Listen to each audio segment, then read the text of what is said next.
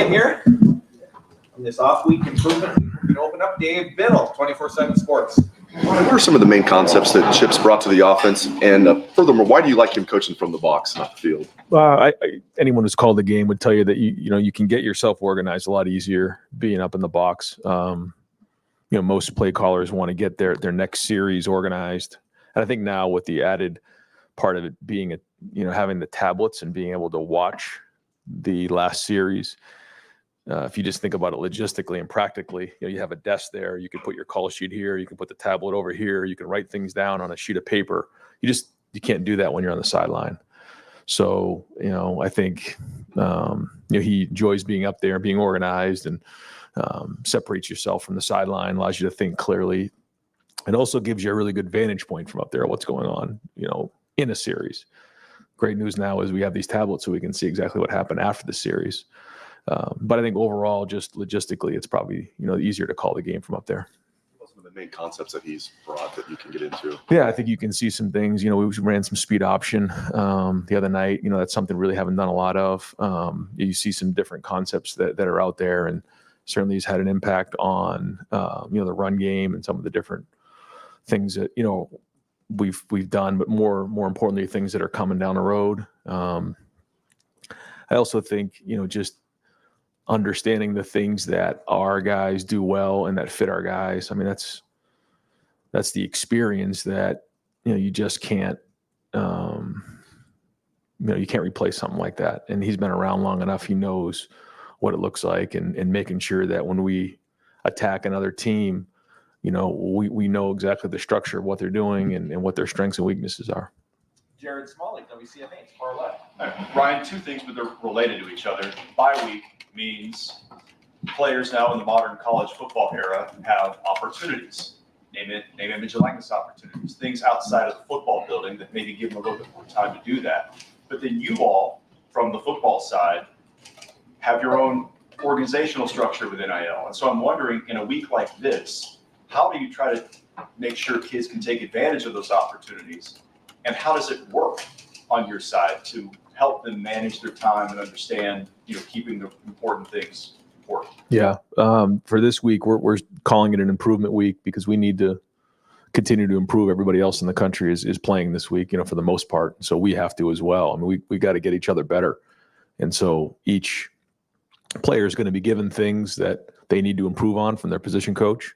We're going to work hard to go out there and practice and work on our fundamentals, but also look at things that, we may need to project out, that we may need in both sides of the ball in all three phases.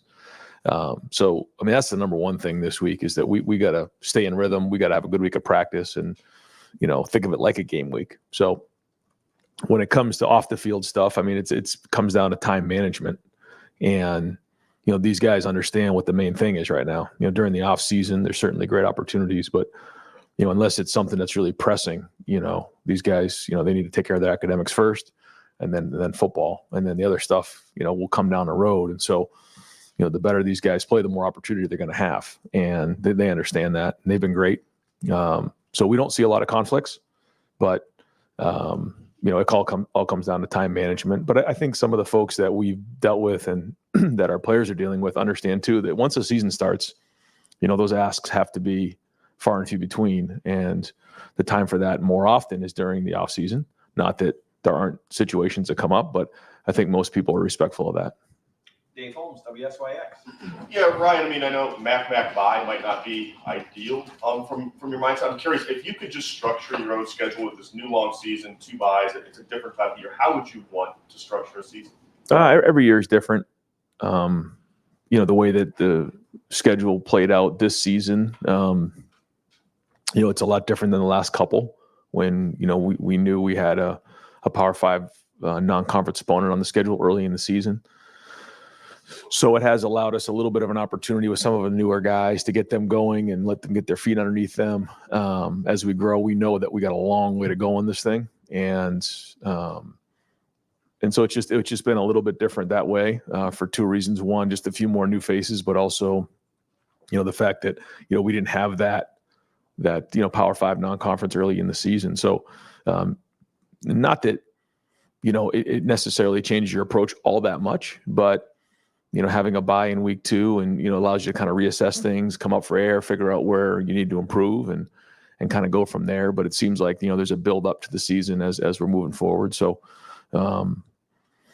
it's not like, you just kind of, walk into the season though. I mean, that's not the way this game's played. I mean, you gotta, people say it's a marathon. I've said it before. It's not. It's 12 straight sprints as hard as you possibly can go. And I do felt like, coming out of the game, watching the film that we played hard on Saturday night. I think guys played with emotion, guys played with passion, and that's a good start. That's a good sign. We're nowhere where we need to be. I think the good thing about this team is they would tell you these guys have played a lot of football. Even some of the guys that have come in, like Will and Seth, these guys have played football before.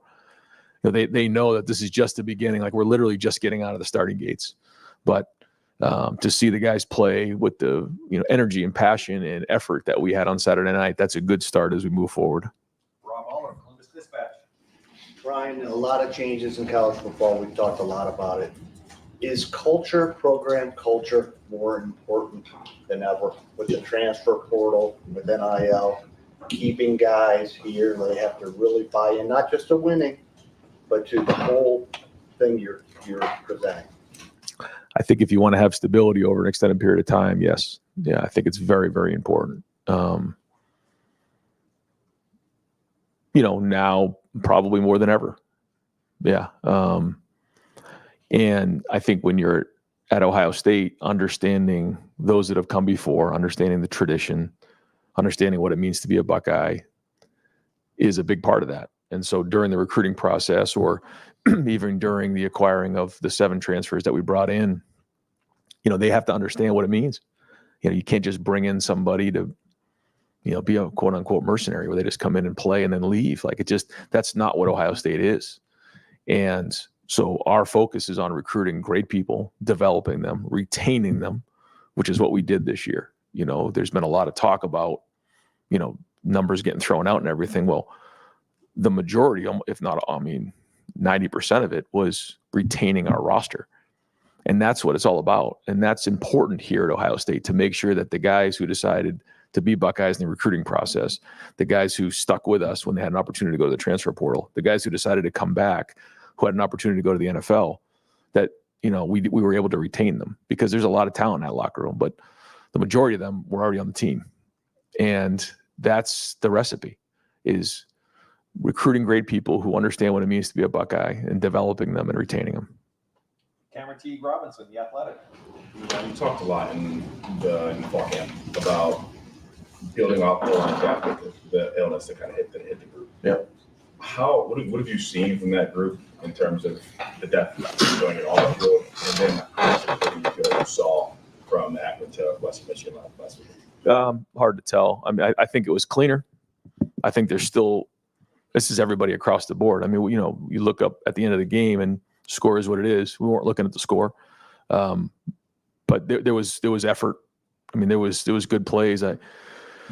There was one play, Josh Fryer's running 50 yards down the field. There's a couple plays where Tegra's taking somebody and finishing them into the ground, like Seth McLaughlin up at the second level, finishing guys, on the long run or the long throw to Jeremiah where, he turned and obviously ran away from everybody.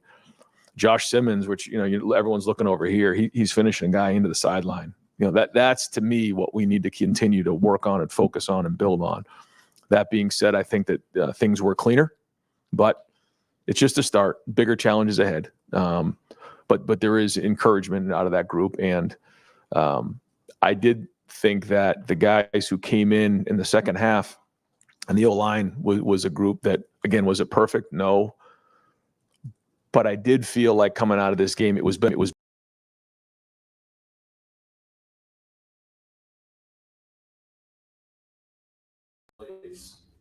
can't grade out a champion, but if you grade out over 80% of plays, less than 50 plays, we call it honorable mention. And there was a long list of honorable mention players coming out of this game. A few of them were He's right, Jeremy Birmingham, Kings of the North in the podcast.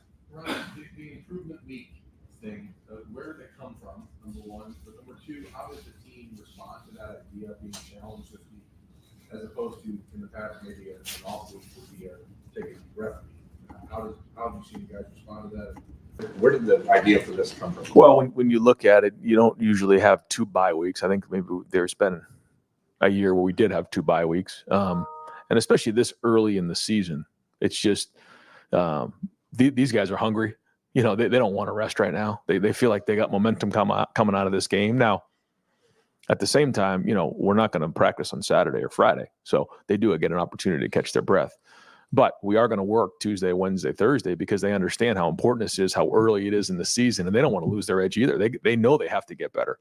So when you have a group of veteran guys who understand that, we're only 2 games in and we got a long way to go, they get that, they embrace it.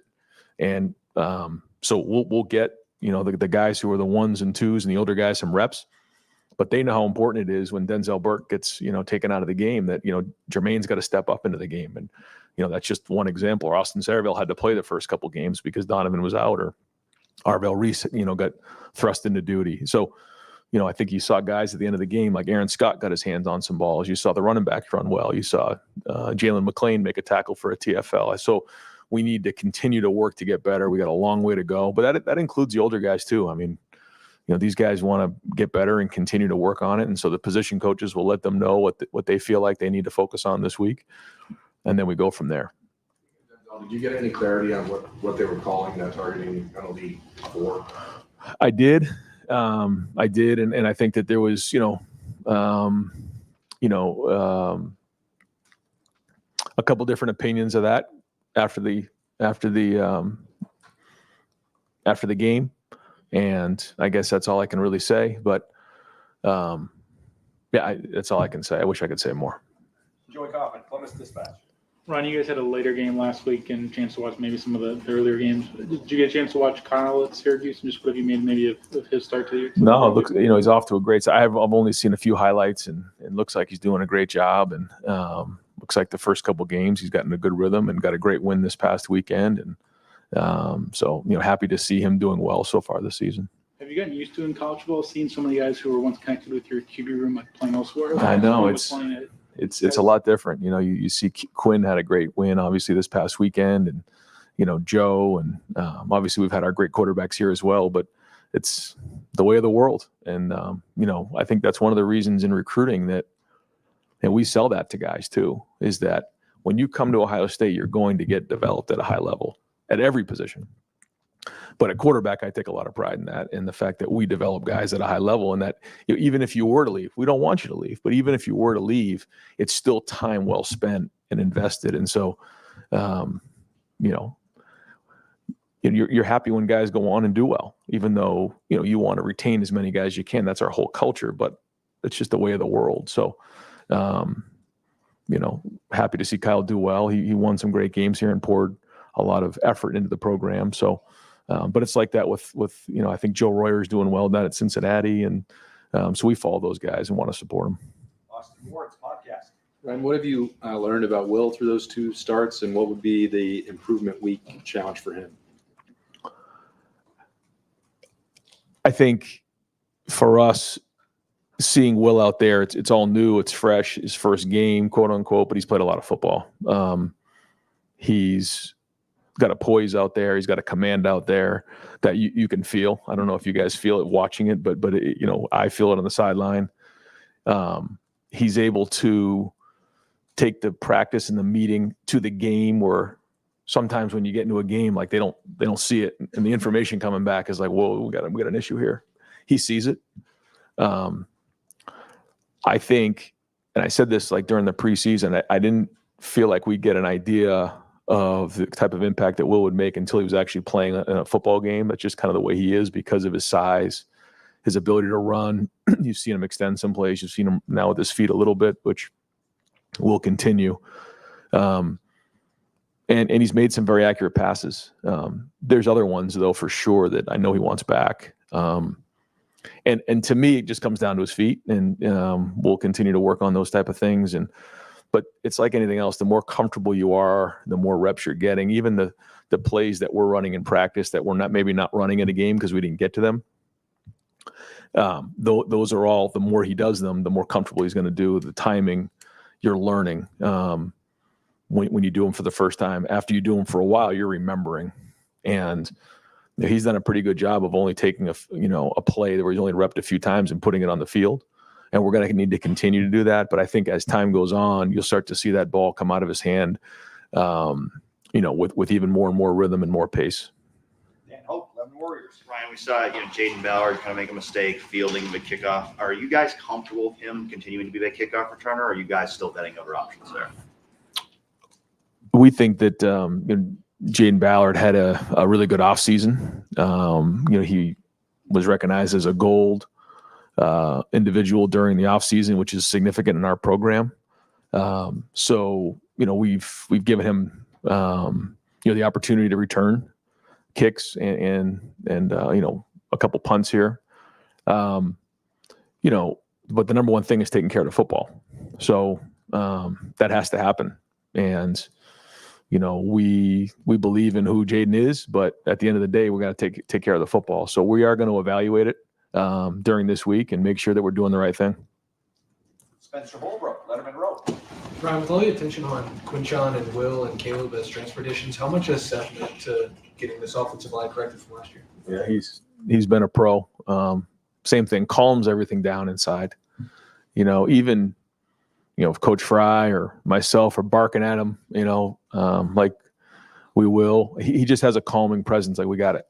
We'll get this straightened out. And that's a good feeling. That's what you want to hear as a coach. I mean, when you're going at somebody and they look at you in the eye, like, we'll get this thing straightened out, and they do. Like, that's when you got somebody who's a leader, who's got poise and can kind of pull everybody together. I do think it's been great to get Austin in there, to get Tegra in there. But now having Donovan coming back is going to even make it more solidified in there, just so that when something changes during the game, we can make quick adjustments. I do think having that tablet on the sideline is very helpful. I mean, because when you can identify what has happened on the last play, not just coming from the booth, but showing them, especially a young player.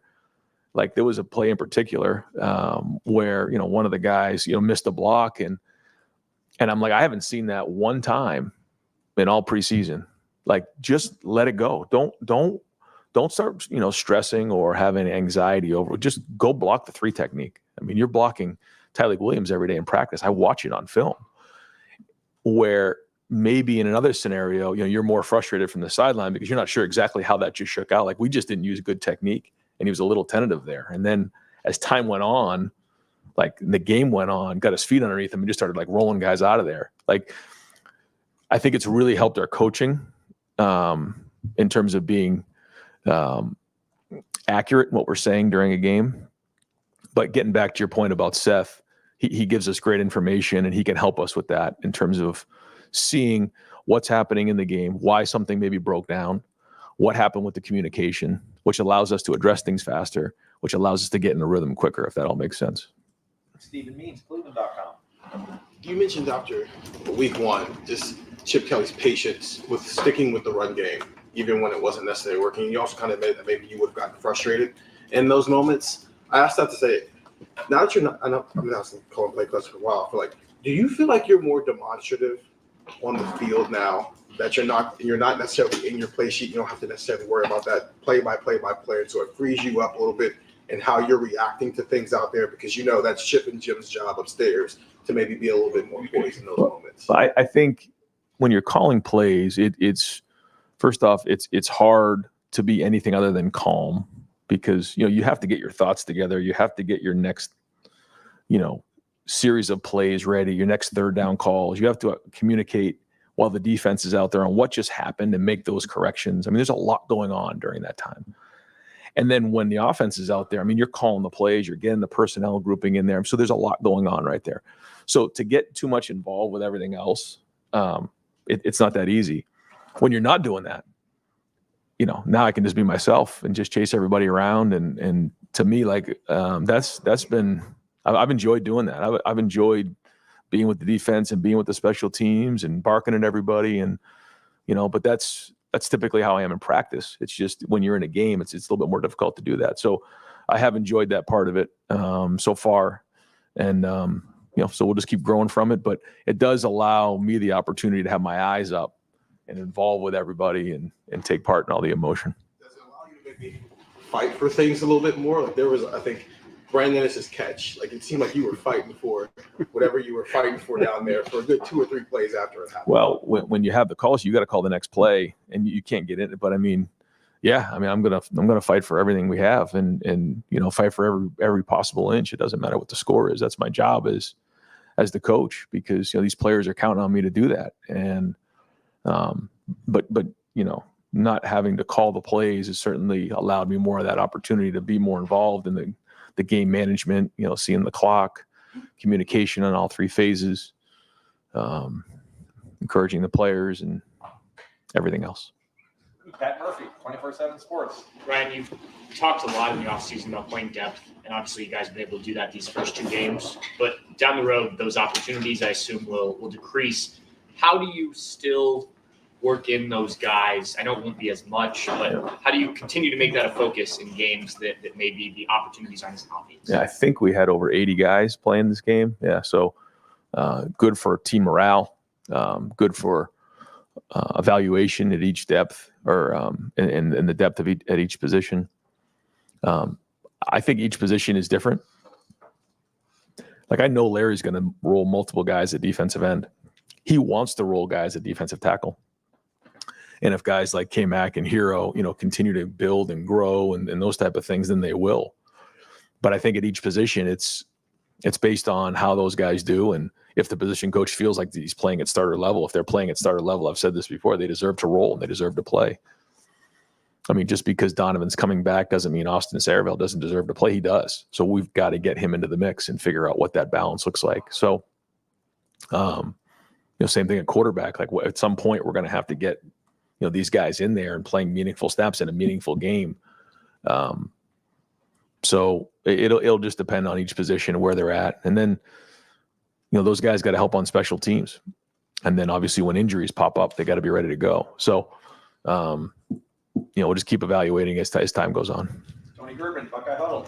Ryan, last week you talked about playoff metrics. Do you have anybody doing anything right now looking at cursory playoff opponents, doing any scouting of teams? And then do you have anybody doing the same thing in terms of the transfer portal? Like how do you prepare for that right now? Yeah. So we have in our recruiting department, Billy Homer is tasked with the portal. So he'll be evaluating all the college players across the country. It's a big job. And I think that is, significant that the way that our structure of our entire staff is always going to be looked at to make sure that we're staying up with the times. And that's something we did, a couple of years ago to make sure that we were ahead that way, which is good too, because it gives us some feedback on the teams that we're playing, because not only is he looking at our opponents and the personnel there, but he's also looking at it for down the road and possible guys that may go into the portal. So, to answer your question, yeah, we're looking at our future opponents because we're evaluating anyways. It's almost like in the NFL, you have the college scouting department, then you have the pro football or the scouting department where they're looking at all the free agents and guys in the league. It's the same thing here. We have the guys evaluating high school, but then also the guys that are playing in college. So we'll evaluate all those guys and get personnel information as time goes on. What kind of feedback do you even want feedback right now on any of that? It's still a little bit early, but and we have friends too, who are out there who see some different teams, and we just want to get an idea of what's out there. So yeah, I'm constantly asking, what's going on, what's out there, because as we look ahead, we got to know what we're up against, and not that we're focused on any of that stuff, but it is good to know and just get an idea of what's going on across the country. Bill Landis, Kings of the North, the podcast. Ryan, you guys in the past have talked about how good CJ Hicks can be when he's blitzing, or you kind of just cut him loose and let him get after the quarterback. I did notice this week that Cody, Sonny, and Arvell all seem to play more than him at linebacker with the first team defense. Have there been any conversations about making CJ perhaps more of a line of scrimmage player as you try to find how he fits into a crowded linebacker picture and ways for him to help the defense? Yeah, we have. But we need CJ right now to play linebacker. And then I think that there's certain things that you mentioned that right now he's doing better than others. We need to find a consistency there that we believe that he can do at linebacker. And although we have a few guys already, he needs to be part of that group. because, if you're playing with 3 linebackers in the game, all it takes is one injury and you're right in the middle of it. And we know, this is a long season. So he has to improve. He's got to continue to grow. We've seen him do it. We know that he can do it. It's just the consistency part of it. And so we believe in CJ in a big way. And so I know James and everybody in that room is trying to get him there because we want and need him to play linebacker. Tom Sperry, WBNS. Coach, your defense limited them 99 yards, no points. What impressed you the most with your defense through 2 games, and what needs to get better? I guess it's hard to say what needs to get better other than just everything, because we know we're nowhere we need to be.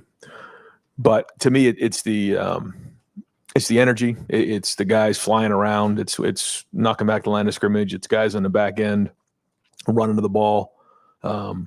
Playing with violence, playing with great emotion. You can just feel it. You can see it. And that's what we want. There was a couple 3rd down conversions, but that was about it. I mean, they pretty much dominated like we thought they could. And when you get off the field on 3rd down against, teams that are going to try to, shorten the game on you, that makes all the difference in the world, and certainly just takes a lot of stress off the offense. Now, it certainly helps when the offense is scoring touchdowns like they are, but some of those 3rd down stops were huge. In the first game, certainly the defensive scores were big. And it's been good to get a lot of guys reps, but all these guys, well, maybe not all of them, but the guys who have played a lot of football know that this is just the beginning. We got a long way to go, and we got a lot of big challenges coming down the road. Bill Rabinowitz, Columbus Dispatch. Yeah, granted, the opponents you played have obviously not been great, but you've outscored them 108-6. I don't think the other team's gotten in the red zone, if I'm right about that. But a coach is designed, you're built to worry about things. What is keeping you up at night, or what's the thing that's foremost in your mind about, okay, I got to be on guard about this? Well, and that's why you start from the beginning as a coach, and you just say it's not about the opponent, it's about us, it's about our standard. Well, what is the standard? Grade a champion, be the hardest playing team in the country. So we know what the standard is, and that's what we have to focus on, is the process, not the result. And when I say, like, once we got going in that game, like, I didn't even know what the score was. Like, it was, and I feel like the whole team was that way. Like, we just kept playing and looked up at the end, and that was the score. And I thought guys were competing in the second half, and so that was good. But it goes back to our practice. And, if we can practice the way that we did on Tuesday and Wednesday, even Thursday, then, we can be hard to beat. But we have to continue to do that. We have to keep bringing it every single day. And, it's that competitive stamina that I've talked about before, so it's just the beginning, and I know everybody's, excited about, how we played the last couple of games, but, it's just like anything else, whether it's criticism or it's praise, it's all noise. And so, we can't get caught up in any of that stuff, and we got to get back to work and have a great week of practice this week and keep moving forward. How about the tablet? What view are you getting? Are you getting the 22 view, or are you getting the TV view? I mean, what are you able to see? And is it instantaneous, I assume? Yeah, we get it after every drive in all 3 phases. So, you get done with an offensive drive, you go over, it's uploaded onto the tablet, and you get to see the sideline, you get to see the end zone, and then you do see the TV copy as well. So there's 3 different views that you're able to see for each of those plays. And then same thing will happen on special teams. Once a kick happens, you're able to go over, watch the kick, and those 3 views. Apologize to those who I can't get to today. We're going to wrap it up with Tim May, Letterman Row. Thank you, Jerry.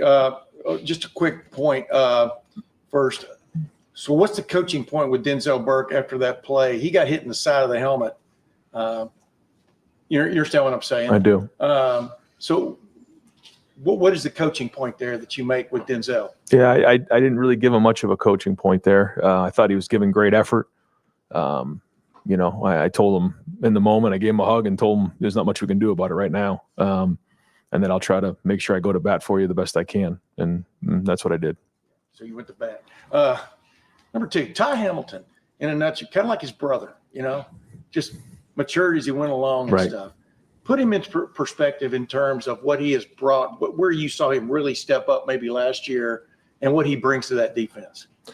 Well, first off, Ty has been reliable, durable, somebody that we can count on for a few years now. And he's put time and he's put effort and he's put work into this program. And he was the player of the game on defense this week. You just can't say enough about somebody like this. He's not somebody that garners a whole bunch of attention or makes it about him. He's the ultimate team player. He doesn't say a whole lot, but he goes to work every day, and you can just count on him to be there. And those are the people that a great team needs: a foundation of people who are unselfish, hardworking, understand what it means to be a Buckeye. And now he's become a very, very good player. And if he can continue to play and take off from where he was on Saturday night, then you're looking at an all-conference player for sure. What does this start do for Jeremiah Smith? I mean, are you reminding him things are going to get tougher? I mean, how are you approaching it with him in the stepping stone fashion that this season seems to be lined up to be? He's disciplined. This is not somebody who, I think, needs to be told that, hey, reel it in. I mean, he stays very focused. If we recognize anything other, then we'll address it. But, he wants to be great. He knows what he wants to get done. I think he would tell you that this is just a start as well. I think he's always envisioned himself in this role and having an impact like this right from the jump. We talked about that during the recruiting process. And so it started in January, and actually it really started during the high school process. And then in January he got here and, stepped right into the role. So although he's young, I think he's, wise beyond his years, the way that he approaches the game. And so we'll keep a close eye on it. But right now he's staying very hungry. Coach, thank you. Yeah. Thanks, guys. Yep.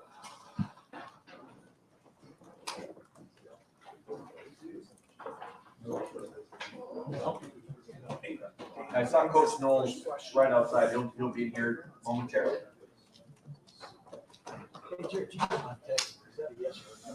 I don't know. I just have to see what the bride wants. What her schedule is.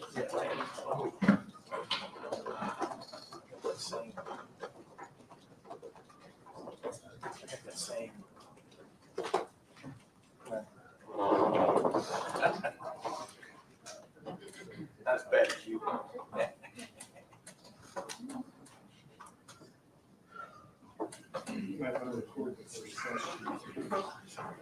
Just in case it's a goodie. Mike, I want to do this. I can get to that 1 o'clock.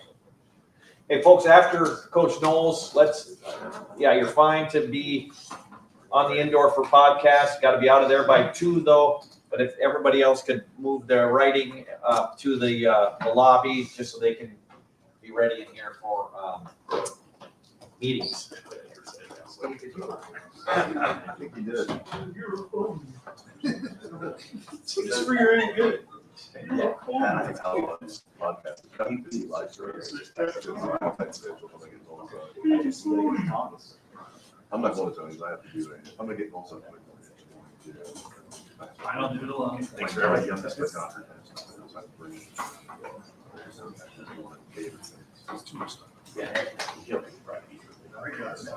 Had I will have a window for a couple of weeks. Just let me know. There's Jim Knowles. Are you being facetious? Steve, should I hit this or you? Yeah, go ahead.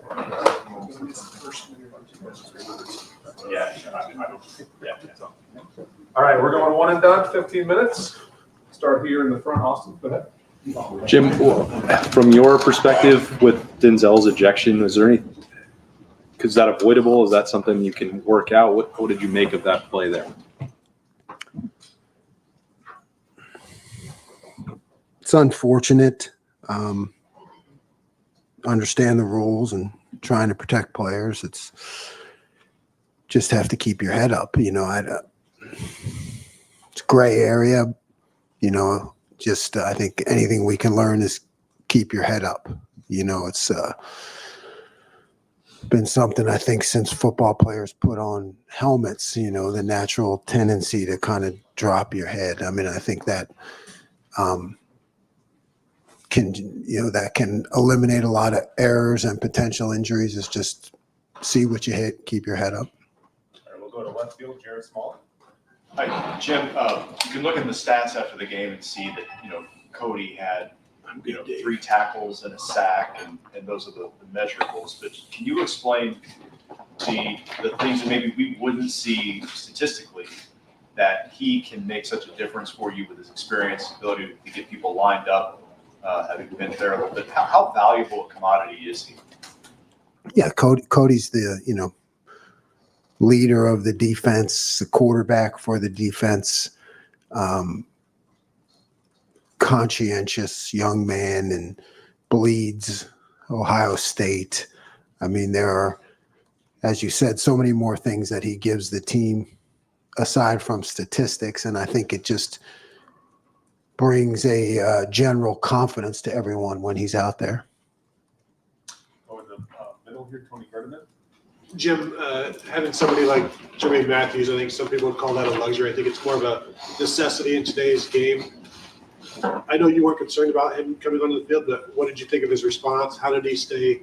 How did he stay ready? And then, do you agree that it's a necessity to have something? Yeah, I mean, this is a long season. Strange things can happen, unfortunate things. So depth is critical.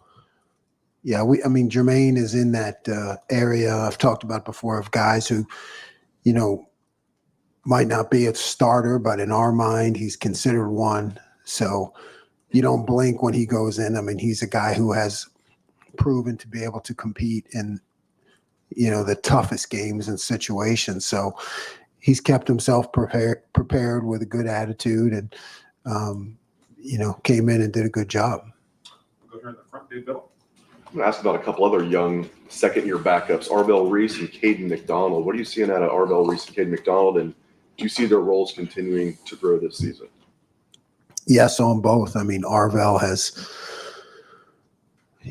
made tremendous improvements since he's arrived here. You're seeing him play fast. He's got tremendous physical tools. So for a linebacker, it's just a matter of, knowing what to do and not having to think about it. So what you're seeing out of Arvell now is he's understanding where all the pieces go, and he's able to play fast without thinking. K-Mac has been doing a great job since he got here, even on scout team and giving our offense fits. So, we've been expecting him to have a breakout year, and he showed it last week, made a lot of plays. In the front row, Bill Rabinowitz. I asked a similar question of Ryan. I mean, you've given up 6 points, 2 long field goals. I don't think you've let anybody in the red zone. What's your top concern about this defense, if there is one at this point, other than just keep doing what you're doing? Yeah, I see a lot of things formationally. I see things that maybe other people don't.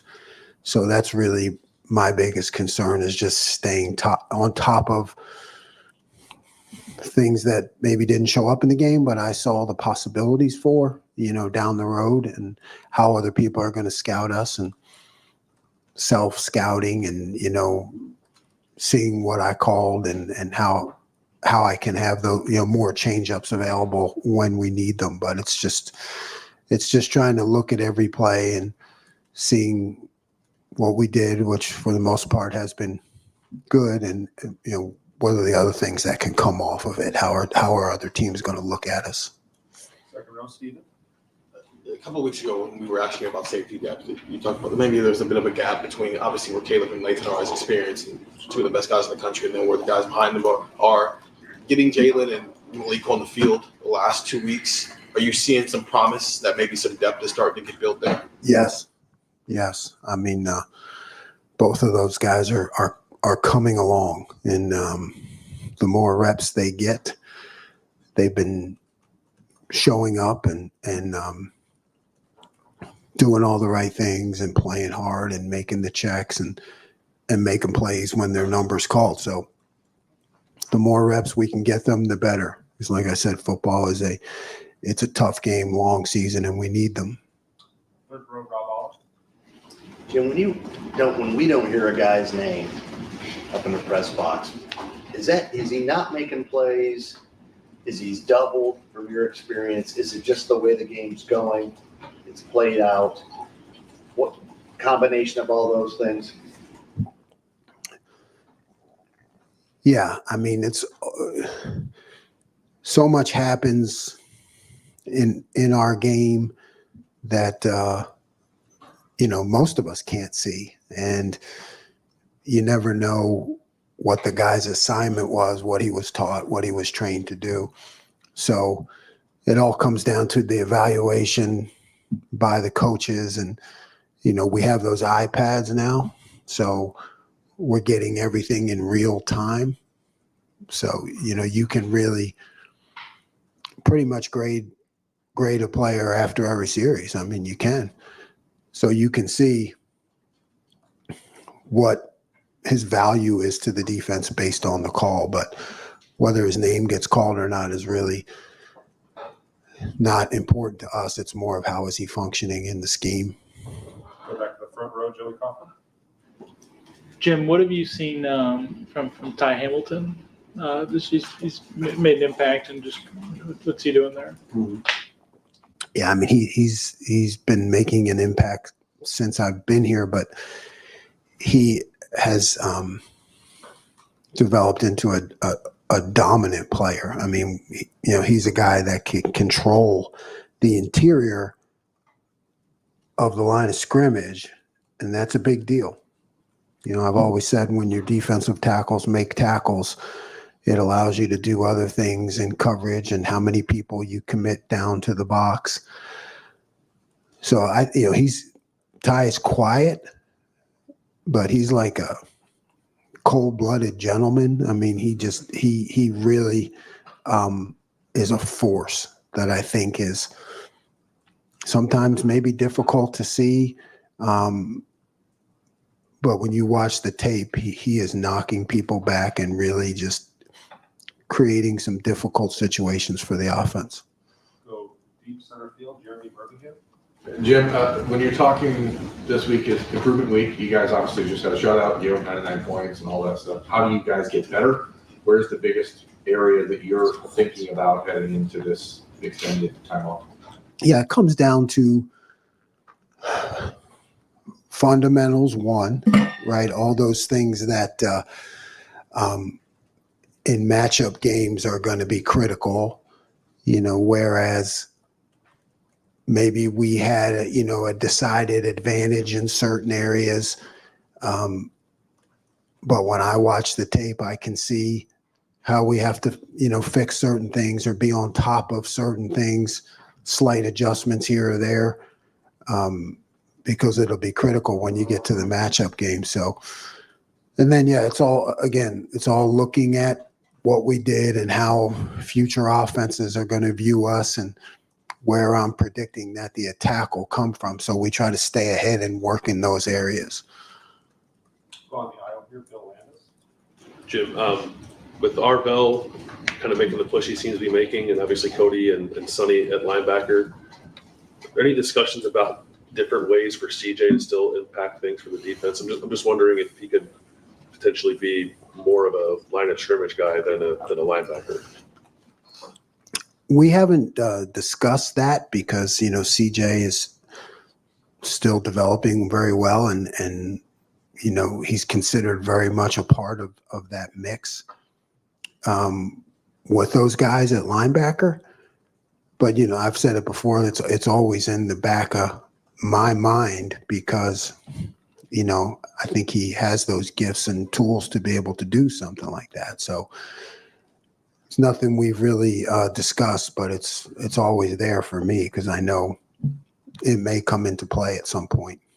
What brings it to the front of your mind? I guess what would have to happen? Well, I would have to, you would have to maybe experience some depth issues in other places. I mean, we're so talented on the edge right now and our depth is so good that it's not something that we need to do right now. But if something comes up, it's always a possibility. Got time for three more. We'll go to Cameron T. Robinson. Jim, kind of continuing on that, I think a lot of times this summer we thought of the linebackers, Sonny, Cody, and CJ. How much has Arvell's growth and ascension in that rotation helped you find different ways to rotate them and give you more freedom of what you can call now having 4 guys who seem like you can play? Yeah, I mean, it adds another guy. And Arvell, you know, like I said, his growth has really been fantastic. And he's gone through some lulls, you know, as a younger guy. You know, he's gone through some ups and downs. And it's like, you know, it's like a daily thing in practice. And now he's on a path of sustained production. And you see him kind of jumping off the film, playing fast. So that adds to our depth at that position, which is really important, particularly when you get into 3 linebacker looks. You know, it's an extra guy. And we need 4, we need 5. You know, I've really liked what Gabe has done in limited reps. You know, he's had limited reps, but he's really done a good job. So I'd like to see him starting to get into that mix, but Arvell has certainly helped us. Jim, how important is it this week during the improvement week to get red zone defensive reps against the offense when you guys haven't had those in a game? Yeah, we do it all the time. Yeah, we do it all the time, and Coach Day puts that in constantly. We do it every week. You know, of course, we do it against the scouts when we're going against an opponent, but we do it against our offense too. You know, good on good,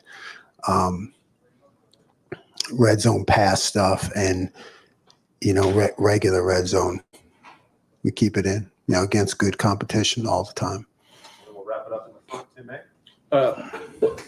2 games in, what is the greatest luxury of the way Lathan Ransom and Caleb Downs are playing? Have they played up to the standards you expected? You understand what I'm saying? And where does it go from here, I guess, in that standpoint? They have, and we just keep pushing. We got to push everybody, you know, the striving for perfection. And, you know, those are 2 guys, you know, let's face it, we haven't had to unleash very much, so to speak.